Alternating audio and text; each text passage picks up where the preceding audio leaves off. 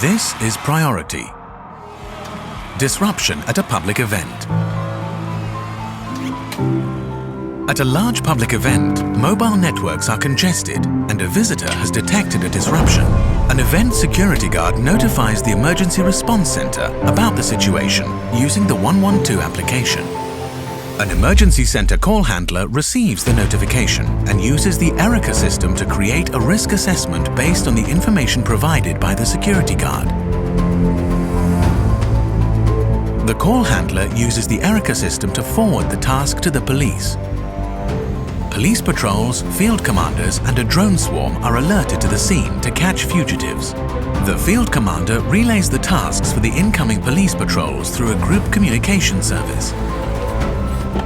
When searching for people, the drone swarm allows the authorities to search faster and more effectively.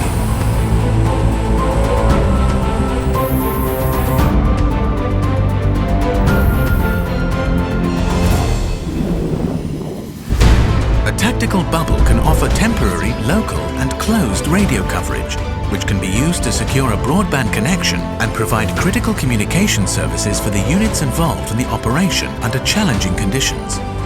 The drone swarm is directed to follow the fugitives.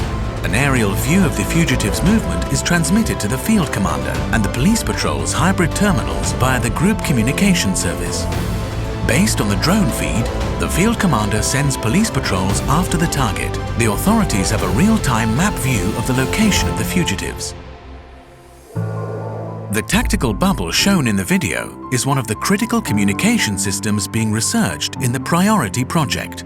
The project explores and tests new critical communication, security and remote communication solutions for the use of security authorities and companies. In addition to typical government operations, critical communications are important in the case of major disasters, cyber attacks, terrorism, pandemics, or natural disasters resulting from climate change. Public authorities and critical operators can be provided with comprehensive and efficient wireless broadband services. This is Priority.